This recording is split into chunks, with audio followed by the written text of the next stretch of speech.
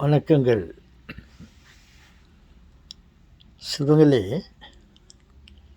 நாம் செய்யும் எந்த தொழிலாக இருந்தாலும் சரி, அதை நாம் விரும்பி செய்ய வேண்டும்.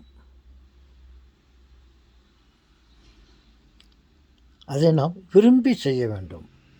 ஏதோ ஃபார் த பேமெண்ட்டுக்காக, சம்பளத்திற்காக நம்ம அந்த வேலை செய்வதாக நினைத்து கொண்டு ஏதோ வந்தோமா, 8 ஹவர் வேலை செய்தோமா, போனோமா, எப்படி வந்தாலும் போனாலும் 8 ஹவருக்கு சம்பளம் கிடைச்சிடுது அப்படின்ற ஒரு எண்ணத்தோடு நாம் வேலை செய்வோமானால் அது மிகவும் தவறு.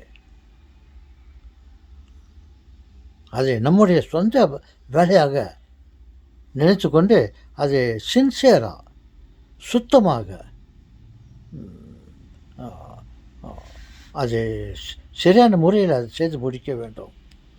மற்றொன்று, அந்த வேலை ஒரு மிகவும் தாழ்மையான வேலை.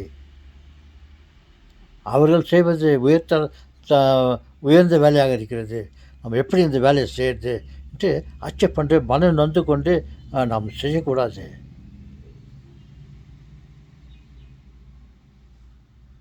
சிலர் எவ்வளோ பேர் வேலை இல்லாமல் இருக்கிறார்கள். வேலை இருந்தால்தான் கூலி சம்பளம் கிடைக்கும். அந்த சம்பளம் கிடைத்தால்தான் வயிற்று உணவு தயாரிக்க முடியும். அந்த வேலை தாழ்வான வேலை, நான் அந்த வேலை செய்ய மாட்டேன், எனக்கு நல்ல வேலை கிடைக்கட்டும், அப்போ போய் சம்பாதிக்கிறேன் அப்படின்ற எண்ணம் இருக்கக்கூடாது. பாரு, அந்த ஒரு ஒரு கொக்கை நான் இந்த இடத்துல குறிப்பிட ஆசைப்படுகிறேன். அந்த கொக்கு சாப்பாடு வேணும், அதுக்கு ஊதியம், உணவு வேண்டும். அதுக்காக போய் ஒரு ஆற்றங்கரையில் நின்று கொண்டு தண்ணீரில் தன்னுடைய வாயை வைத்து கொண்டு காத்து கொண்டு இருக்கிறதாம்.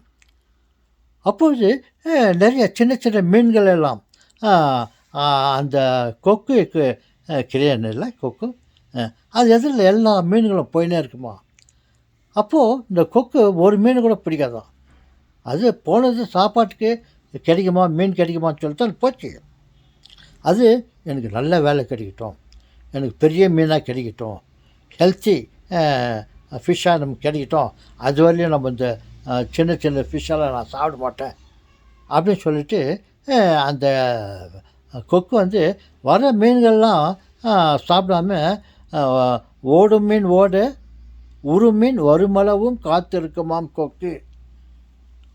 ஓடும் மீன் ஓட உரும் மீன், சரியான நல்ல மீன் வர வரையும் காத்துன்னு இருக்குமாம் கொக்கு. அப்படின்னு இருக்கும்போது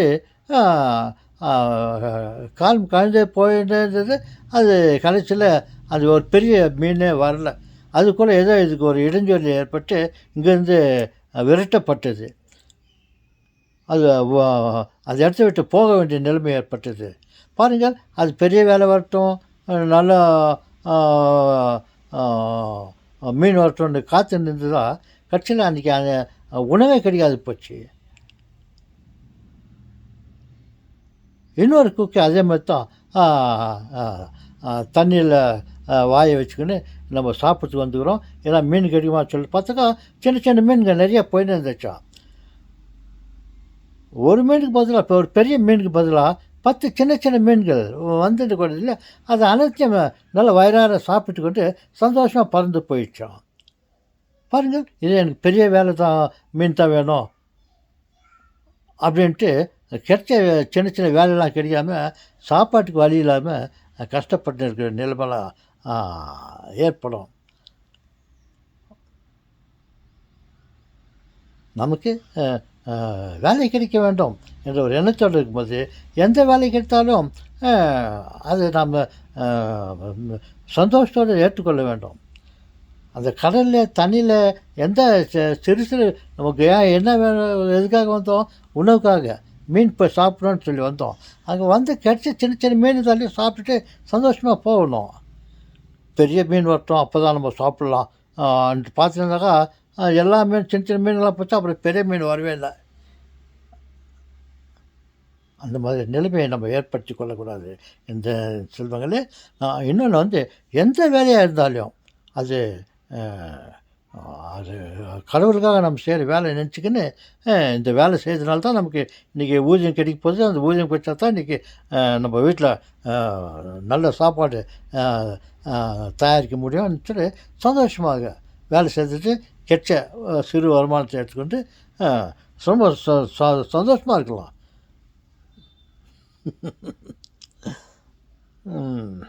தாத்தா நீங்கள் சொல்கிறது சொல்லும்போது நாங்கள் ஒன்றும் பேசுகிற மாதிரி தான் இல்லை தாத்தா.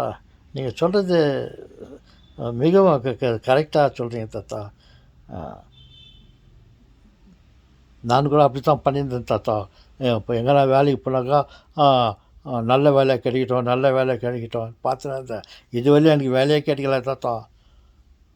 பாருங்கள், உங்களுக்கு கிடைச்ச வேலையை செய்யுங்கள்.